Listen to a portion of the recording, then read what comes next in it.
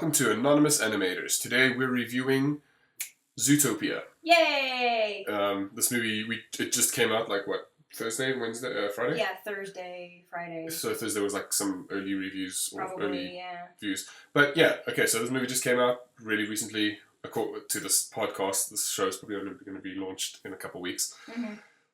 But Emily was really looking forward to watching this. Yeah, if anyone ever talks about like my art style, the reason why I drew nothing but animals until I was like 12. The only reason I started drawing humans was because of anime. I kid you not. It's yeah. But yeah, like I grew up on these talking animal cartoons, and so it was just like when I saw the teaser, it was just really nice. Just like, oh, Disney's going back to the talking animal bit again. I'm really excited to see that. And then I saw the extended trailer where you get to know the main bunny more, Judy Hopps, and I got really excited. I was like, wait, this bunny reminds me so much of me. Yeah. You know, especially considering what I've gone through in the past several years where I've basically left my hometown, I went up to a different country, just followed my dream. And it's really difficult. Because, you know, you get really disheartened, and to see her follow her dreams, it's like, oh my gosh, it's me as a bunny! So I got really excited, and I listened to the song that came out with it by Shakira, and it really struck a chord with me. The gazelle. The gazelle character. Oh, I loved her design. She's just just a really cute design, and like it really struck a chord with me. The whole try everything concept, like that's what I think being young is all about. Like being young and in your 20s, early 30s is just going out and doing stuff. And I get really angry.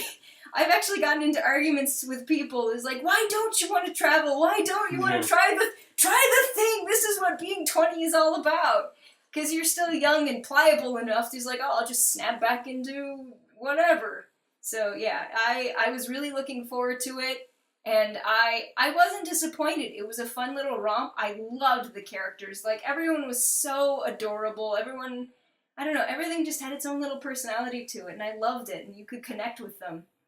And yeah, so I don't know. Okay, well, from my perspective, the movie was. Like, to me, it was just like whatever. I liked the designs of the animals. Like the design of the fox reminded me a lot of Robin Hood. Yeah. Which is something we are going to review at once, because that's one of my childhood movies. Yeah. That is one of those movies that I just like. I had the cassette of the video cassette that I would watch 1,000 times. That cassette doesn't work anymore. Oh my goodness. You know, we have a couple. Like, there's a couple of those movies. Like with The Lion King, that was the first Disney film I ever saw in a theater.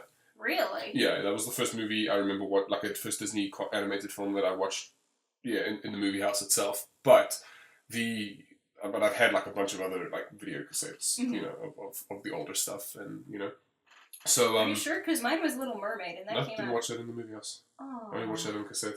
Oh, that makes me sad. Yeah, so it's just what I remember. It's quite possible I may have watched something before, but that's the one I first remember watching. And that's why The Lion King is so important to me too.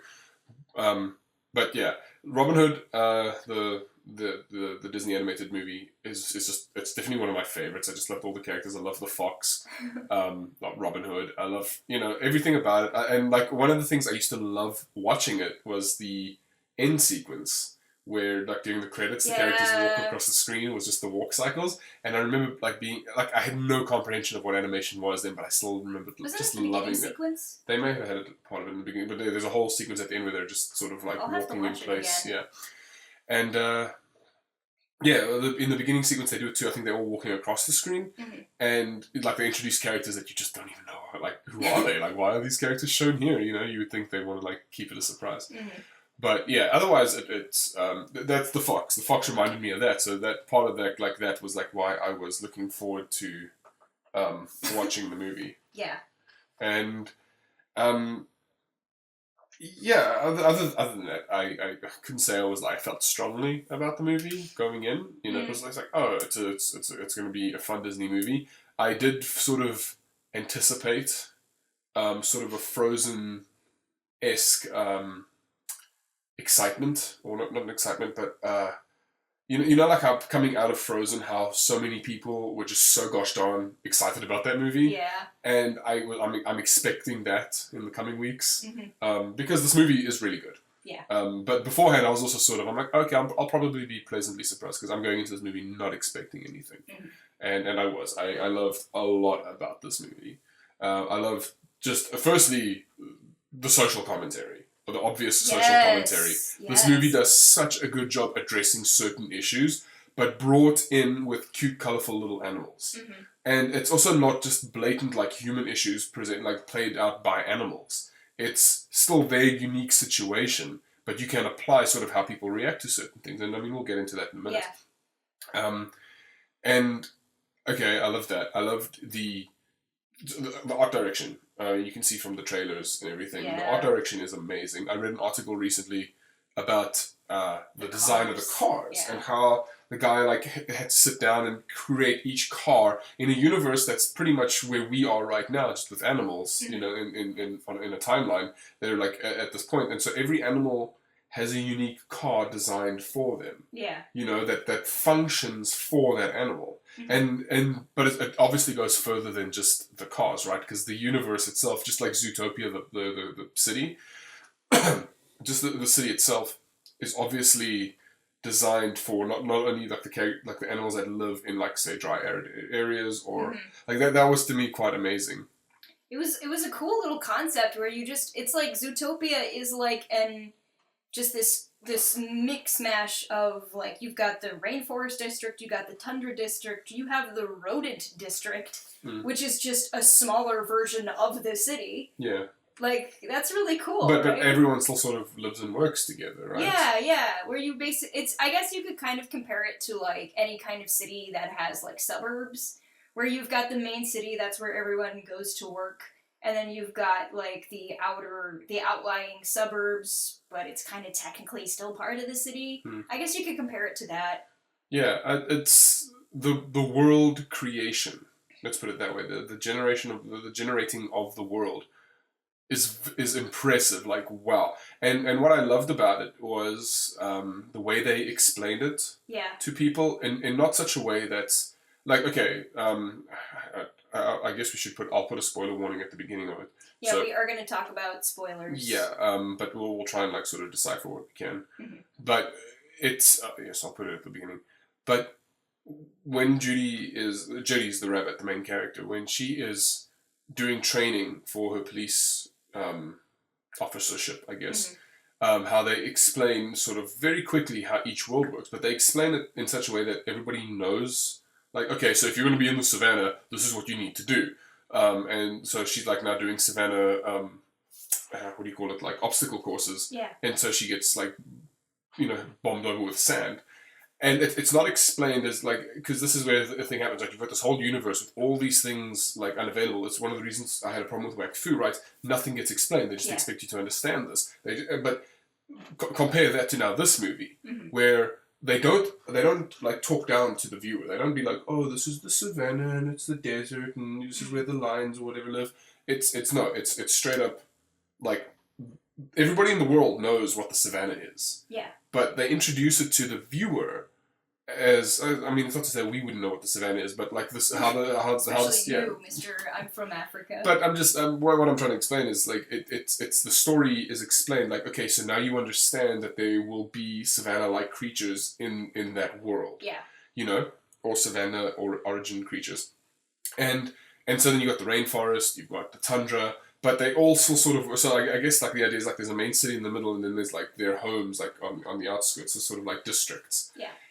And that's amazing. That's really, I mean, firstly, there's a lot of research done into that, and then there's just the idea of design of the entire world that Zootopia is, and again, it's just one city, you know, because then there's, like, the outskirts where Judy comes from. She comes from, like, an out of town. Yeah, like, basically, she's basically a farmer. Like, a farmer's daughter.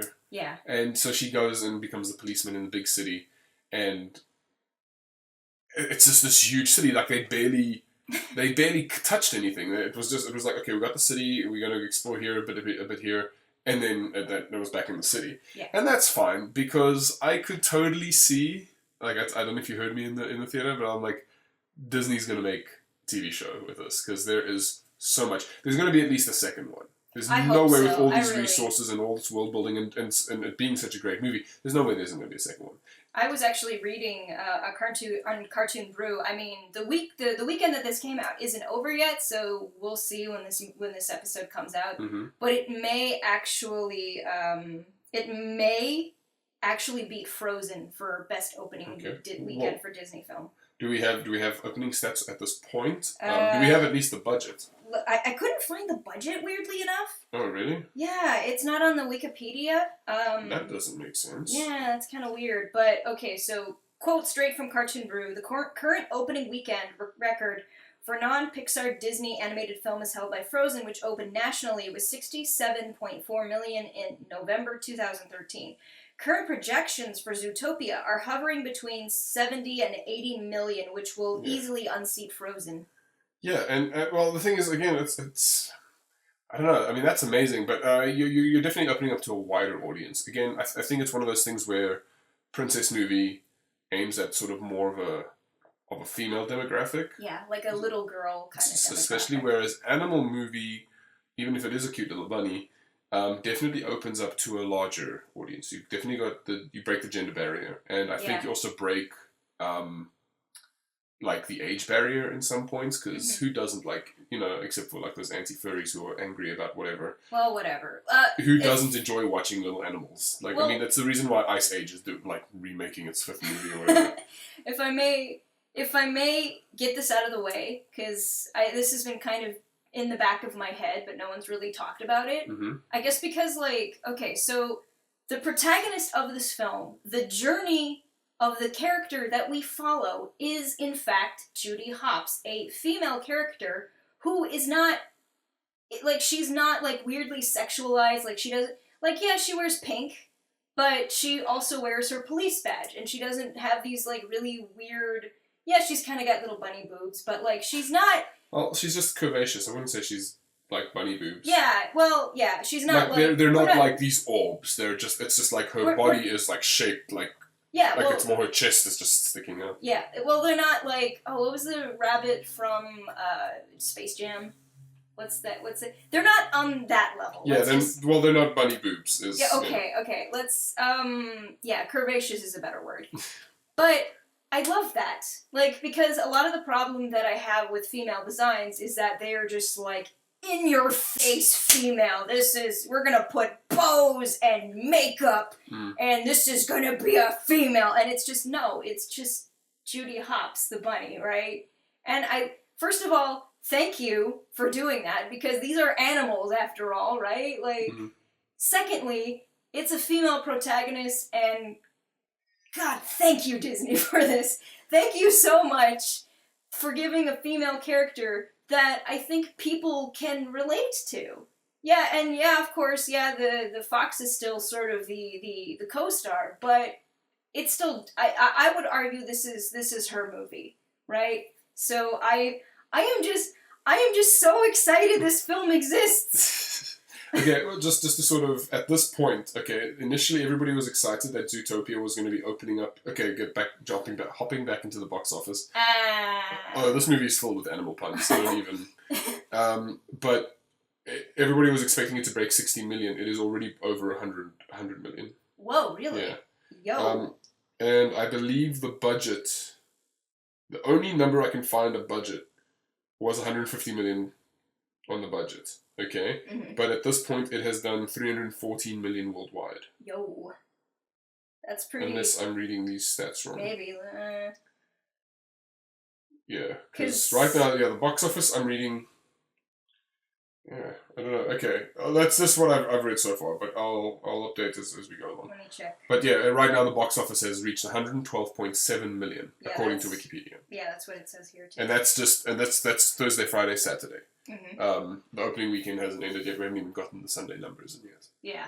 So yeah, it's not doing too badly for itself, and I'm happy. And apparently it's breaking Deadpool's records, so that's also good, I guess. Disney's making a lot of money, and I hope that they learn from their past mistakes and don't put their poor animators into slave labor.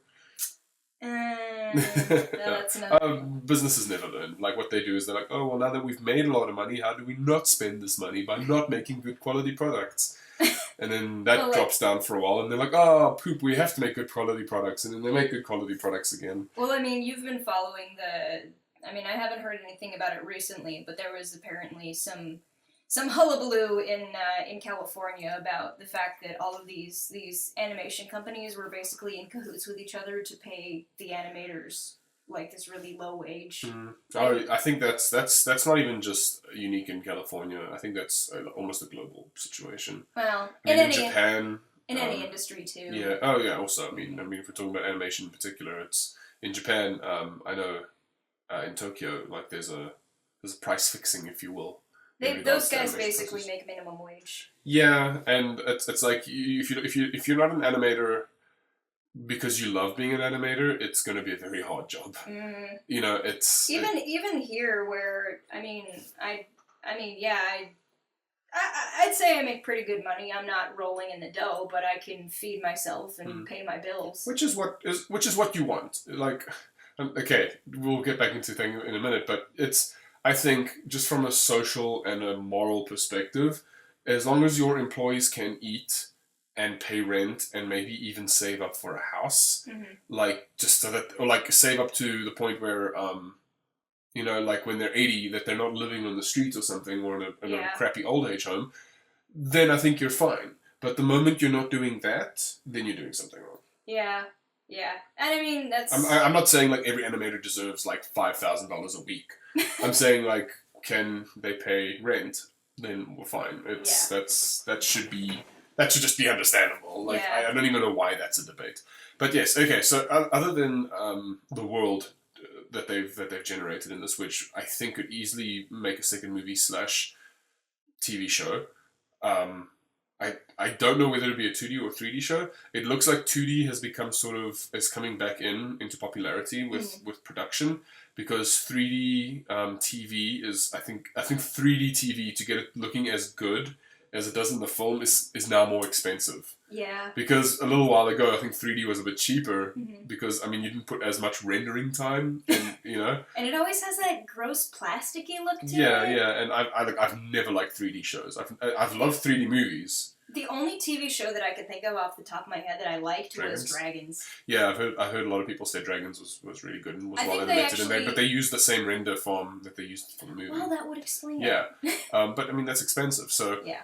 I understand why you don't do it, but you know. But anyway, so I'm assuming if I'm predicting that when they make this TV show, it'll be a 2D animated TV show. I think it'll look really good as a 2D animated show, because I mean, I know people have been complaining about the Lion Guard, you know, because it's done in puppets, but I don't know. For puppet animation, it's really impressive. Yeah, people like lay into puppet animation. I'm just gonna take in case you haven't heard previous episodes or aren't an animator.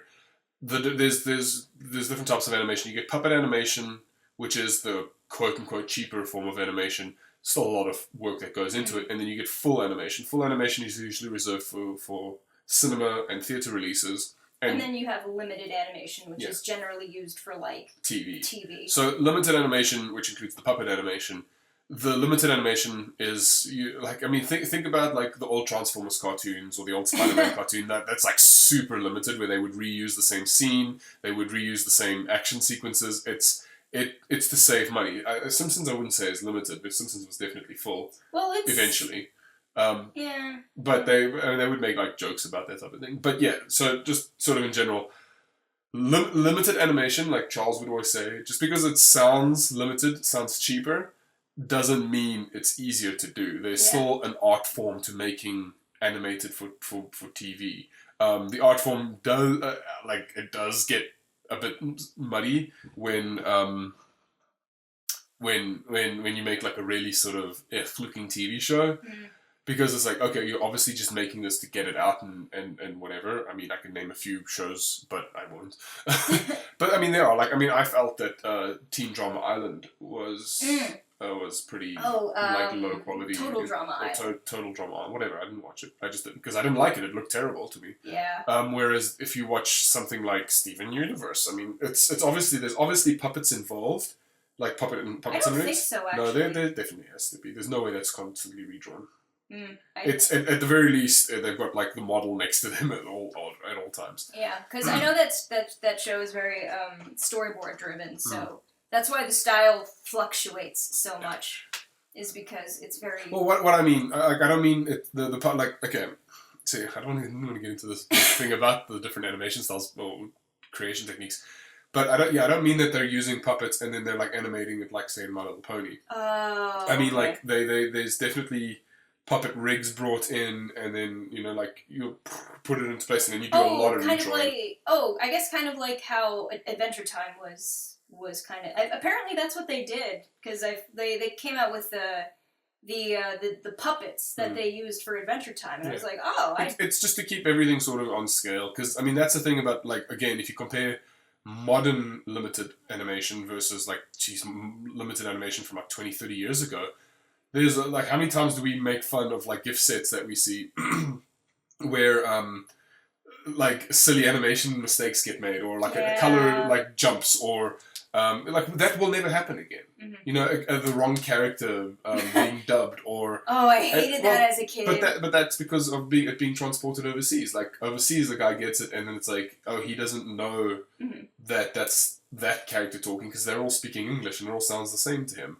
Well, I think also the attitude was different too, where like in the 80s, they were essentially 30-minute toy commercials, let's be honest. Yeah. But now there's sort of this attitude where you get these, like, cartoons are nostalgic now, and nostalgia is cool. So people put a lot more effort into their cartoons than they did back when we were kids. But you get stuff like Over the Garden Wall or Steven Universe that's like really good quality shows that are coming out now, or like, geez, even the My Little Pony show. Like, I mean, look at that. That started a whole friggin' zeitgeist within itself, you know? Like, the brony fandom came out and just blew everything up. And it was, like, both, literally and figuratively. But it's... You can make a limited show look amazing, and you can also make, like... a fully animated show look terrible. I mean, what was that the Titanic movie? Oh god! I mean, I know that's limited, but it was attempted to be a feature. There's 2 of them too. Yeah, well, that's not gonna happen. So anyway, so in the sense of this film, I would assume it would be a limited rigged show, but probably with a lot of redrawings. So like pretty much in between. But we've definitely gotten a lot further with our limited animation on TV. Yeah. Well, that's why... It looks a hell of a lot better than it did. Oh heavens, yeah. You know, at pretty much the same budget. But you see, that what happens, and this is where the money situation comes back in, is what happened is 20 years ago you were saving money by reusing cells. But now, that money or that time that you're saving, and that money that you're saving, or whatever, like, with that, is now, they think, oh, okay, we got the same budget with triple the people, but there's still, like, limited quality at the same time coming out. And they don't understand that if you want a higher quality of animation, you know, like, so you still want the characters to, like, the non-incidental blinks in the background, and the tertiary movements, you know, like when the hair is moving. Yeah. You know, it's like, okay, that's fine. You can still do that within limited animation, but you need to understand that does take time to animate. Like, animating is a skill on its own. It's not even inclusive of the concept of drawing. Yeah. You know, you can be an animator without being a good artist. I mean, I'm one of those. I think you're a good artist. I think I'm an okay artist, but I'm definitely not, like, I would never be able to draw, like, oh no, I could. I was going to say, I think if you worked really hard at it... No, I mean, well, look, I'm doing it right now on the show that I'm working on. Like, I have to draw every fucking frame. And it's good times. But, and I'm getting it. Like, I'm nailing the posing. But my point being is, it does take a while. And you can, with puppet animation, you can have a good sense of animation without being a draftsman. Mm-hmm. You know, so like you can like set the animation, you can set the timing, you can just draw the stick figures or the sausage bodies out, and you can hand it to a draftsman, and then they can fix the draft. Yeah. You know, and that'll be that's fine, but that's 2 people you're hiring to do possibly 1 person's work. But imagine you had like a world-class animator who couldn't draw to save his life, and you have a world-class draftsman who's never animated anything in his life, and they could learn each other's skills. The draftsman could probably learn animation easier than the other way around, I think. I find it funny. We always go onto this topic every show. Really? Kind of. This one? No, I know we always go off the rails, yeah, like always talking about... Well, I get curious about it, like when we talk about things, and then my brain just wanders, and that's just what happens. Like, if you come to the show to just talk about one thing, then I'm sorry, you're at the wrong show. Sorry, guys, we're animators, and we're huge nerds, and we... And I don't have ADD, but I definitely have a wandering mind. Like, I'm like, what was I talking about? You do. I know like what pot smokers call them. They call them potholes. So like you you hit a pothole and you're like, oh wait, where am I now? But it's with me it's more of just like I find a trail of thought. It's like I do a wiki walk inside my own brain. Mm-hmm. You know what a wiki walk is, right? You go to Wikipedia and you start reading an article, but then you start clicking on different things, and then you like 2 hours later, you're like, oh, I started learning about Christopher Columbus, and now I'm learning about giraffes. And it's like, it's the weirdest, it's that, and that's what happens, like, with me. But anyway, so back to Zootopia. Yes. I love the world. Mm-hmm. Now, the acting was phenomenal. Not only just the voice acting, but the animators acting. Yeah. The like, when Hops was crying, when she was, like, saying, like, because obviously she, like, okay, I don't know how you felt about Hops and, Nick. And Nick Wilde, but I'm glad you knew I was indicating. But like, there's some undertones there. I kind of got like, that. At first, I was like, okay, these guys are just friends. But towards the end, I'm like, yeah, you kind of side eye a little bit. It's like, are they hinting towards something? Well, I mean, like, okay, big spoiler right now. So if you don't want to hear this, like, don't listen for like the next 20 seconds. But when she's like, starting now. When she goes, I better hurry. When she's like, he's like, you know you love me. And she's like, do I? Yeah, I do. And I'm like, I'd say that to people, like, you know that, you love, I'm like, but I don't know, like, that was like a very, I don't know how you meant by that, but anyway. Yeah, it's kind of like, sometimes you say these things, but you don't actually, you say things to me all the time, you don't actually mean them. Yeah. But the thing is, this is a movie. Like, things are said for a reason. Yeah. And so it's like it's obviously implied that they became very good friends, but I don't know. Like, she becomes very emotionally attached to him, and he obviously like really wants to help her too. Like he, but like, are they friends or are they more than friends? Like I don't know. And I think they left that up in the air for whatever reason. Personally, I would prefer if they just remain friends. Not because I'm against like shipping. I mean, I'm totally okay with shipping. Okay, I hear what you're saying, but here's my opinion on what could possibly happen.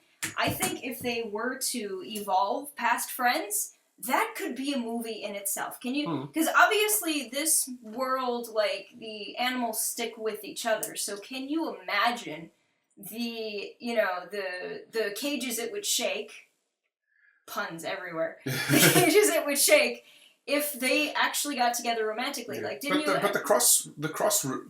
okay, so in this movie they're already having a lot of discussion about race issues, but like in the way that like everybody's living together and everyone's harmonious, but there's still sort of that tension there, which is what we're dealing with currently. So it's speaking more about the tension of race relations rather than straight up just like 1960s race relations, let's put it that way. And I mean, look, there's definitely no modern, like, American, cop killer things and killer cops, not cop killers.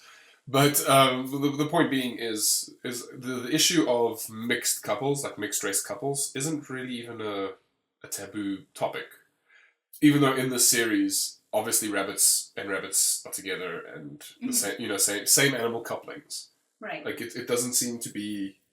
There was never any indication throughout the film, in the background that I noticed at least, of different species couplings. Well, that's what I'm saying. Like, didn't you ever see that it was a series by, I think they were Korean? You remember that those cartoons about the bunny and the cat? Mm-hmm. Yeah. Like, I really loved them. Like, yeah, I think they were called There She Is. Yeah, There She Is. Mm-hmm. Which, by the way, if you haven't seen... Oh, they're on YouTube. Please go watch them. They're really good. If we remember, we'll put them in the thing. But it's pretty much just type in There She Is with an exclamation point at the end and you'll find them. There's like 4 of them. Yeah. No, there's 5. Oh, there's 5. No, okay. wait. Well, there's definitely more than 3. I know that much. Yeah, I don't remember I want to say there's 5. I could be wrong. There's 4 or 5 of them. Yeah, because Go watch them. Please, there are 5. Yeah, they're very nice little animations. Very cute. It's basically a rabbit and a cat. Yes. Who the rabbit falls in love with the cat, and the cat's like, "Oh, I can't be doing this," and like that's the first one, right? Yeah. And then he like runs away from her, but she's always following him. And then as the series progresses, like 2, 3, 4, and 5, if 5 exists, 5 does exist because the second one was about her birthday where they become friends. And then the third one is actually he falls in love with her. The fourth one is basically where the tension lies. Like, it's actually, of the series, it's the darkest, and it's really freaking sad. And the fifth one is the conclusion. Well, is the fourth one where she's like given up on it and she's like wanting to leave? Okay, well then maybe I haven't seen the fifth one. Oh, you gotta see the fifth one. We're gonna watch them. But yes, it's a cute little story, and so yeah, I mean, what are you saying? Like, you want to bring that type of like element into it? I'm saying it could make a good story. Like, if that isn't where they go, I mean, I'm curious to see where they would, but I'd be curious to see that as like a. I get what you're saying, but I don't know. I feel like it's been done. Enough, like not even just in web cartoons, but like mainstream, like the whole, oh, you're dating the out of your species. Because think about it, like in this world, I mean, if we're going to talk about like mating situations, if she were to be with him, there's no way they could have kids. Sure. It's just not going to happen because this world is still set in sort of that realism of, like the rabbit genus cannot, like maybe like rabbits and hares or something, I don't know, like or different dog breeds, but yeah, I would say that. Yeah. Oh, that was actually something I also noted. Like, there's definitely no human interaction in the sense of like you never saw any like dog breeds. You saw wild wolves and foxes and everything, but you never saw like a Dalmatian or whatever. Well, the only reason different dog breeds exist is because of humans. Well, that's it. The teaser trailer was straight up like, humans just don't exist. Yeah. If you were to say... So then that would also explain why the history of the Museum of Natural History in the show, there was like definitely no indication of humans, like humans even in their history. Yeah, humans just straight up did not happen. Yeah, so like the intelligence part of our brain like sort of went to all the other animals, I guess. I guess, I don't know. That's just the world that they live in. It's just humans don't exist, and it's just anthropomorphic animals, and they've got cities and towns and everything. Yeah. So. Okay, but back to the acting. Yeah, like Judy's crying scene, voice acting wise, amazing. Mm-hmm. Like, wow. Like, I even started tearing up a bit there. and the acting, just the sniffles and the trying to hold it back, still trying to be strong, and she's just like, look, we got, that was just amazing. Like, that, if there's an award just for a scene that they, like, the animators and the voice actors should get it, like, all together. Yeah. But overall, I enjoyed the voice acting. Mm-hmm. There was not any one character that ever felt out of place. The sloth, maybe because I'd seen it too many times, like... Oh, in the trailer. Yeah, I was like, okay, here we go again, but, I mean, whatever. It was still funny, and they added a couple of extra elements to it. Yeah, it was definitely longer in the film, which it tends to happen. You know, they have to cut it to fit TV times. Yeah. Everybody was... I loved Nick, the fox, also because, again, like, they like, oh man, I keep saying this also every episode lately, but... They steer away from a lot of kind of tropes, in the sense of like, you know, like Nick doesn't let things get to him. Yeah. And he never lets it show throughout. Like, he has learned. It's not like, oh, I never let things get to me, and then obviously something gets to him. Mm-hmm. Nothing gets to him in the show, because he's learned to not let things get to him. Except for, I guess, maybe the part where she, like, talked about, like, oh, it's in the DNA. Yeah. And then he got, like, annoyed. But I wouldn't say that was, like, the same... Because that was just like, you've kind of said a racial slur right now, and I don't want anything to do with you. Yeah. Well, I mean, that's different from the thing that got to him that he previously... Because there's a scene in the movie... Well, she throughout, she's always like sort of ragging him, and he's like, no, or, yes, that's exactly what it is. Yeah. You know, he doesn't let her jabs, like, upset him. He's like, then they start having like a one-on-one. Yeah. Yeah, like, I think that's what it is, right? Because, I mean, we've talked a little bit about, you know, you especially coming from... You know what I just realized this movie was a bunny cop adventure instead of a buddy cop? Oh my God, Wesley. I just realized, guys. He's really proud of this one. Oh man. Anyway, shoot, now I forgot. Sorry, you're talking about Nick and... Oh, yeah, well, there's a part in the movie, again, spoilers, there's a part in the movie where he talks about, like, his past, where he wants to be, like, as a predator, he wants to be, like, a part of a Cub Scout thing. Yeah, he wants to be part of a pack. Yeah, like, he wants to be part of this group of friends, and he's really excited, but then they bully him out of it, and they basically say, you can't be one of us because you're a predator. Mm. And he talks about, well, that's the only time I ever let anything get to me, and from that moment on, nothing ever gets to me. Yeah, and you see, and that's what I also dug about the sort of, like, before we get into the racial things, anything else about the movie that I really enjoyed? Okay, I mean, I've explained, I love just the art direction in general is amazing. Mm-hmm. Character creation also was amazing to put that into the world. I loved all like the background animals and like the things that they do, like the giraffes drinking like acacia juice, and like the dromedaries like running in the desert, as if they're like athletes, and so that was cute, and like and also what was really well done is that they didn't take, like, if it's a creature from the savannah, they made it like it's that creature from the savannah. It's not from the Southern Africa area or from Africa. It doesn't act like an African creature because that's a human construct. Yeah. Like, they've done so much to avoid any human design or influence or caricature in there, and well done, because that's what you kind of rely on sometimes, right? You're like, oh, these guys are from Ghana, they act like this, or these guys are from Jamaica, that's how they act, or these are Australians. Like, I mean, we never saw kangaroos, I don't think, but I don't think they would have sounded Australian, because there was like no real accents in that. Well, there were accents, but they didn't come from the mouths of the creatures you'd think they were. Yeah, well, like for example, the water buffalo cop. Water buffalo are, like, I would have expected him to have like a thick South African accent. Yeah. Because we've got a ton of water buffalo.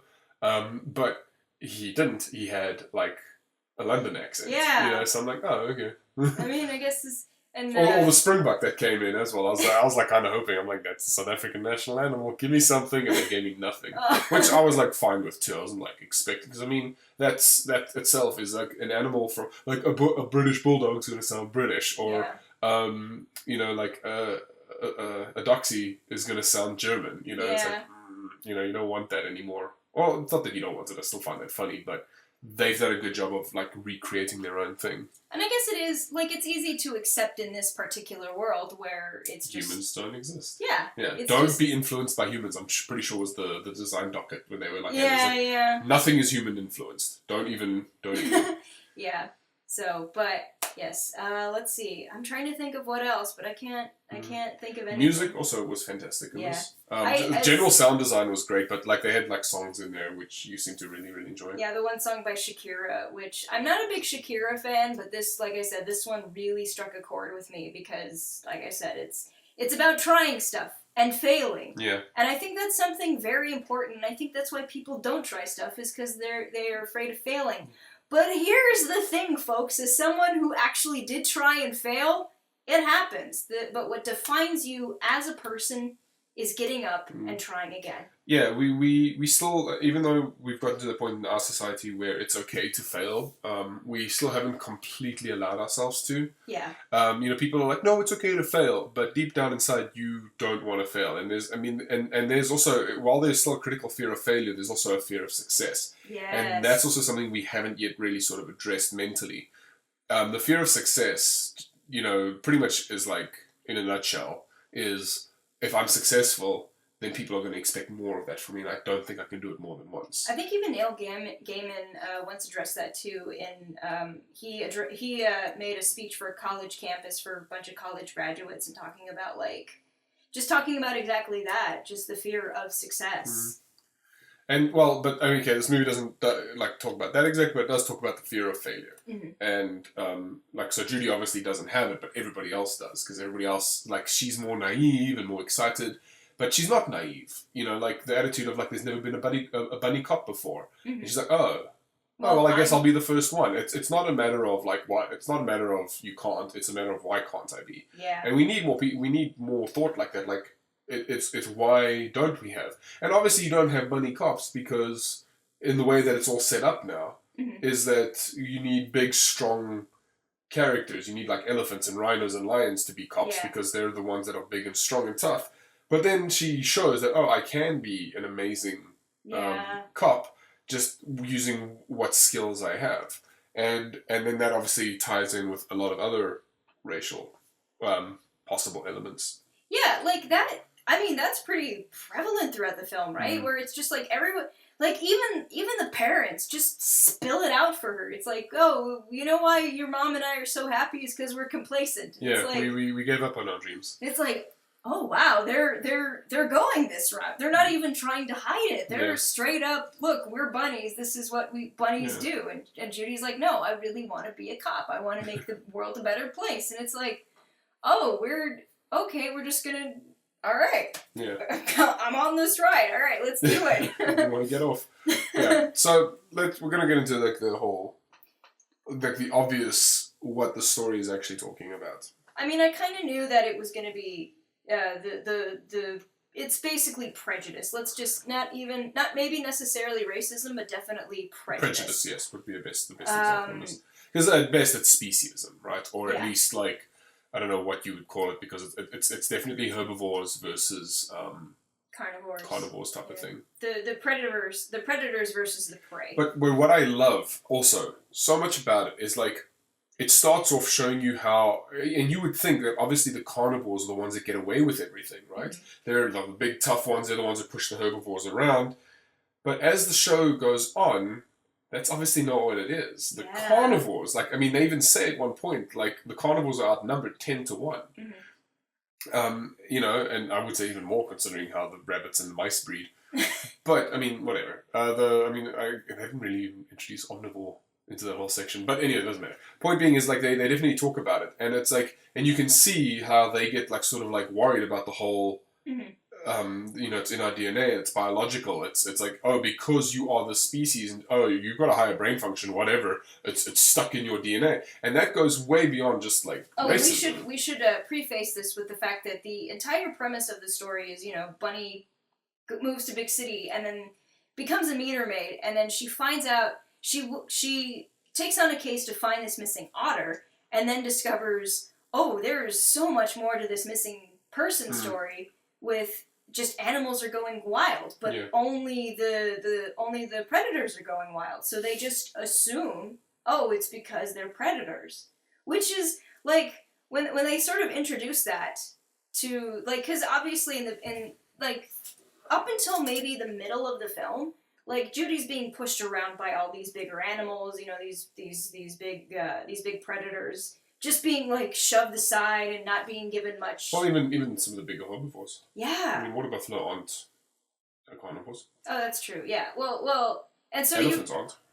Well, what I'm saying is that you're kind of expecting the film to go this way. Yeah, like they definitely do a bait and switch in that regard, because they're always like, oh, all the bigger animals, and then all the bigger animals like seem, you know, like carnivores and everything, because it's like the lion is the mare and the, you know, but you don't realize actually how many more herbivores there are. Like, even when the lion, you know, they start realizing the carnivores might be in trouble, or the trouble, like, a lot of the police force is more, you know, more herbivorous, and it's like, and they do such a great job. And then of course the fox, like Nick, also like realizes, like, when she says those things about, you know, and he even mentions, like, she's like, you're not like them, and he's like, oh, there's a them now. It's like, so there is a different group out there, and that's the thing. It's you can live in this peaceful society, but there's always going to be in the back of everybody's minds the them. There's always going to be a them.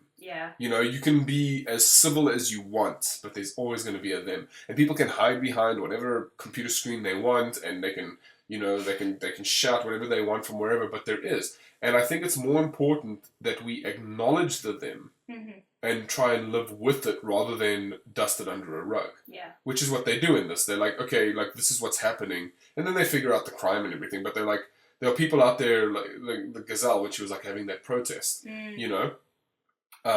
people were getting scared because they didn't want carnivores to become savage again, which is what was happening. Like the whole crime was these carnivores attacking, and it was obviously scaring those people because well, herbivores were actually dying because of it. So they were so obviously they would be scared. I mean, and it's.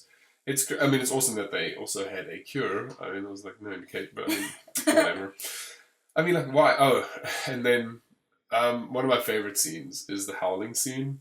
Yeah. So they discover that there's these things called night howlers, and basically it's driving these. So like this is another like sort of a red herring type of situation for the viewer happens because they're like, oh, the night howlers are this crazy cult. And it's got nothing to do with a cult or anything. It's like, it's like this whole separate thing. It's got nothing to do with anything. But they think the night howlers are this pack of wolves. And that they always just like want to howl because they're idiots. Like the fox calls them idiots.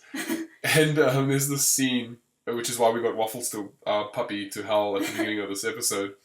There's the scene where Judy, the rabbit, like makes a howling noise. And then like the other guy, like, one of the guard dogs wants to howl, and they're like, "No, shut up! You're gonna start a howl." It's like, "It's not me starting it." And then he like howl, and they're all howling like that, and it's just because it's hilarious because that's what dogs do. You know, it's awesome. There's so much animal humor in here. Oh yeah, there's a ton of it, which is. Like what was it? We went to EB Games afterwards, and the guy was asking, "Is like, oh, I'm worried that they gave away the best jokes in the trailers." Like, no, there's so much good humor in this. Yeah, it's Disney is getting really good. I don't know who's in charge of doing their trailers, like of the studio or just I don't know how trailers are like even prepared, but whoever's in charge of Disney's main thing. Like he or she is doing a fantastic job. Yeah. You know, like I mean, look at like one of the things. Like for example, they gave away the sloth joke, right? And that's a really funny joke. Or in Captain America 2. Yeah, in Captain America 2, they gave out that entire fight sequence in the elevator, like the full 5 minutes. They were like, "Here, just watch this in any other movie." And so that's how confident they are in the rest of their film. Like, here's something really fucking funny. Come watch the rest and you'll laugh even more. And that's what this movie does also. There's a lot of funny stuff. There's a lot of, like, touching moments. Some of the jokes I feel like definitely went right over the kids' heads. Because I remember laughing really hard at one of the jokes and all the other kids were like, "Mommy, I don't understand." But I think there's enough kid-friendly humor that they'll... I mean, obviously, the howling, I think they'll get that. Yeah. Oh, well, I mean, as entertainment goes, it's already got... It's enough colour and entertainment to keep any sort of kid's mind occupied. But there's jokes. There's some, like, very standard jokes. There's some, like, physical humour for everybody to enjoy. And then there's, like, some subtle stuff that, you know... Yeah. It's always aimed at for adults. But it's definitely a family film in every sense of the word. Like, everyone can watch it and enjoy it. And as I was saying to you when we got out, like, the thing what I really love about children's films are the films that you can watch as a kid and just enjoy the colors and the silly humor. Yeah. But then you watch it as an adult and you're like, oh my god, there was so much subtext to this. Yeah. Kids who are watching this now in like 10 years are going to be writing on whatever we're using instead of Tumblr. Are going to be like, this movie was my life. And it's like, yeah, we know, we get it. But because of the social commentary in this film, it's and like what I said earlier is it's not like restrictive. It's not black versus white type of thing. You know, it starts off with you thinking that the herbivores are under the thumb, but nobody's under a thumb. Yeah. But they kind of feel like that they might be, and then you find out that no, the carnivores are the ones that are under the thumb. Yeah. Because it's not that Judy can't work in the situation in any she can be like a desk clerk at the police station, sure. But she obviously wants to be on the force out in the field and working hard, and so she could still be a cop. She's just limited by her physicalities and not so much her you're a rabbit, you're tiny, you're gonna die easily. Yeah. But no, she's figured out a way around that, and so she gets rewarded eventually, I guess, for it. But everybody else still sort of like holds her down to it, and then that's when the movie switches it up, where they're like, I mean, when the mayor's being arrested. Yeah. He's like, no, hold on, we still haven't figured out what the problem is. Like, we have to sort this out because he knows that carnivores don't get nearly as much I guess, respect, which you find out through the fox later on. Yeah. Because they also get discriminated against. They aren't allowed to hang out with the herbivores. Yeah, which is something, if you think back to the beginning of the film, how does Judy's little play out? Yeah. She's also constantly insulting the carnivores. They're like, oh, they're so carnivores, whatever. They're so primal. What was it? What's that they use, like, where they would go crazy? Savage. Yeah. Like, they're so savage and they'll attack us, but now we live in a brighter age and whatever. But like through that, but like nobody cares, right? It's like insulting white people, right? No, it's what it is. Yeah. It's almost like that. It's like you say to a white person, oh, you're a white person. That's why you cannot care about this, this, and this, or act like this. And then the white guy's like, yeah, I guess that is the reason, because I'm white. That's what happens. And then like he'll go home later and be like, fuck, I'm like nobody likes me because I'm a white guy. And and now you say this, and I say this out loud, and people are going to be like, oh, but poor white people, boo-hoo. Like, no, shut up. It's like there's still a problem there. It's not as big as a problem, but there is still a problem. And that's what I think this movie sort of like little kind of hints at in that type of situation. Yeah. Not necessarily for white people. I'm just using that as an example. It's just that the people that you think you aren't discriminating against are being discriminated against in some way. Well, like, you and I have talked in length about the fact that, like, we have...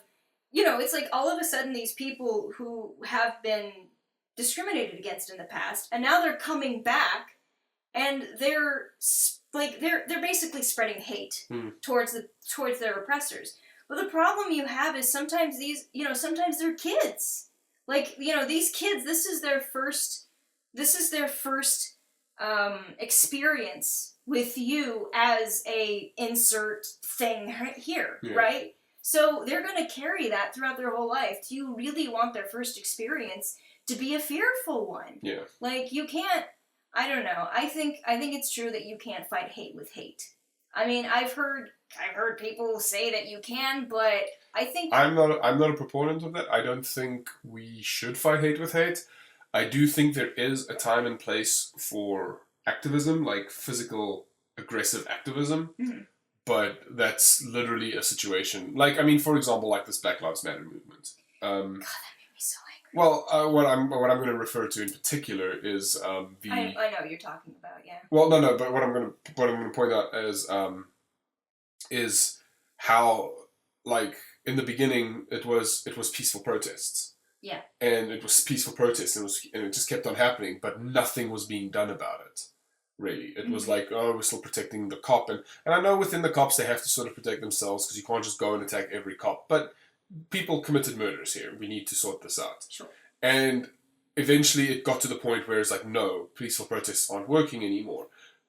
But but there's still a way. Even though you're going to be more physical, more aggressive with your protests, there's still a way to do it, and to talk over a person, or to be aggressive, or to insult another race, whether it's black, white, Hispanic, or Asian, it doesn't matter. To attack another race, it doesn't help, because you're not convincing the other race. Mm-hmm. There might be some like self-guilt folks on like, oh yeah, I guess, but the people who are already angry at you and the people who are on the fence, like, or against another race, are probably not going to join you because you're being really aggressive. Well, I think you made a good point, too, where it's like, everything is someone's first experience. Mm-hmm. So you have to be careful as to how you represent yourself. Exactly. Do you want to come off as someone... Do you want to insult someone to their face and then make an enemy? Like, I don't know. Yeah. Yeah, it's first impressions type of thing, right? Yeah. And that's what it comes down to. And... in this movie, obviously, first impressions were, to us, is, oh, these poor bunnies. Because, I mean, that's also like how a lot of shows are done, right? Like, think about any cartoon where a lion or a meat eater is running after an animal. Yeah. Who always wins in the end of those cartoons? It's the herbivore, right? Yeah. And so what's happening? What happens to the meat eater? They die. I mean, yeah, he's not eating, right? Like, you sit and think back and you're like, okay, but now he's not eating his meal. I mean, like, it usually starts off with, oh, this poor lion is walking through the forest. Not that they live in forests, but you know how those old cartoons were. He's walking through a forest, and he's like hungry, and then he's like, oh, there's a thing for me to eat, and I'm going to go and do what my brain tells me. And then throughout the whole adventure, the other things just and I know it's supposed to be slapstick physical comedy. I get it, but the thing is, that's just what we've been represented this whole time. And in a generation where right now everything's being thrown on its head, video games like Undertale, where it's like, oh, here's your RPG, throw that on your head. Here's this, where it's like, well, now it's not the herbivores that are the good guys. It's now the carnivores that are the good guys. Yeah, I love the fact that Judy wasn't above that. Like, sometimes you get these characters that are like, they just somehow know not to be, I don't want to be prejudiced because it's wrong, but accidentally still end up being prejudiced. Because she was crazy prejudiced. And she didn't realize it because, in her eyes, she's the one that's being oppressed the whole time. Exactly. And she is. I mean, yes, she is because she's a bunny, but she's not immune to prejudice. Yeah. Like, just because... And that's something I think we need addressed in this world today, which this movie has done. It's like, just because you're being oppressed doesn't mean you aren't oppressing somebody else. Yeah. Like, you could still be oppressing, and it could be a same gender thing, it could be a same race thing, it's not limited, and I think we're suffering from it, and what's happening is because each side is oppressing, like, I mean, I'm not saying any one side is better than the other side, like, both should just stop oppressing, but there must be a solution, and I don't know what that solution is, but there must be a solution where that it's like, okay, I'm not gonna fight you because I don't want to. If you're saying, like, let's go back to race, KKK, they're not gonna give a fuck. They're going to oppress because that's just how they believe. They believe white supremacy works. But if you want white people to join your cause, don't attack them. Right? Like, as a black person, don't be aggressive towards other white people who are either on the fence or are for you, because you're going to drive them away. You're going to drive away your allies. I thought you were going to talk about don't oppress the KKK. And I was no, the KKK need to go to hell. But I was like, I had a moment of like, No, the people you want as your allies, don't oppress them. Don't attack all of them. Be like, this is a group of people we need to sort out. Again, like, and the whole thing is like, oh, just remove color from the whole situation. And now you just got a bunch of dickheads who are angry at a bunch of people that are just like, a random group of people. And that's how you should see it. But, I don't know. I've also got a whole bunch of opinions about, like, ignoring race. I don't think that's a good idea. Well, a lot of people don't want their race ignored. They want to be proud for being... Yeah, I'm proud. Look, I am. I'm going to say this right now. I'm proudly white, but I'm not a white supremacist. I'm happy that I'm white. Well, you're just comfortable in your skin. Yeah. Like, I'm... But it's easy for me to be comfortable in my skin. That's true.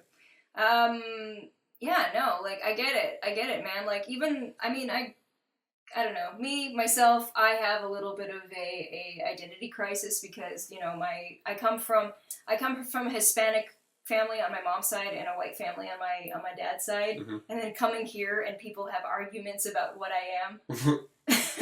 Like, my friends don't know what to call me, and I'm like, I don't know what to call me either, actually. I just kind of am. I'm me. It took me a long time to accept. I am. It's from the song from that wrestling movie with Jack Black. Nacho Libre. Oh, okay. Yeah, but I don't know. I've gotten to a point where I'm comfortable not being comfortably in a category. I also don't actually even acknowledge that I'm white sometimes. Like, it's like I'm just like this brain in a meat machine, and then it's like, oh right, I guess I got this advantage of having a different color. It's literally like, I got a blue car, I got a red car, all the red cars are better. Like, what are you even? But yeah, so okay, let's just wrap this up because we've spoken for an hour. Oh wow! And I'm gonna say that I think everybody should watch this movie. I'm definitely gonna watch it again when it comes out on whatever device. I might watch it again in the theater, depending on who else wants to go watch it. But I'm assuming that face means you want to. But yeah, it's easily a 2-watch movie for me, and I'll probably watch it more times throughout my life. There'll be people in the future that will not have seen this movie and be like, "Oh, we should watch this," and we'll watch it because it's a fun adventure by itself. If you ignore the modern social undertones of it, like, and in the future, like, if say like we don't have these problems anymore, like 100 years from now. Knock on wood. Yeah, fake wood. I suppose it is wood, huh? Yeah. In the future, when these aren't as big of a problem, the adventure still stands. Yeah. Like the adventure of carnivore versus herbivore and that whole sort of situation. It's a good story. It's a good... I'd say watch it. Yeah, absolutely. I mean, hopefully in 100 years these problems won't be as prevalent, knock on wood, as we say, unless if Donald Trump becomes president. Yeah, well, we'll see. In the future, if Donald Trump is president, please come back to this time. And what is the date today? The 5th of March, 2016. And please come save us. Nope, no time travelers. Okay, so we're good. Yeah! So Trump, I don't think, is president. quick few seconds of silence. Okay.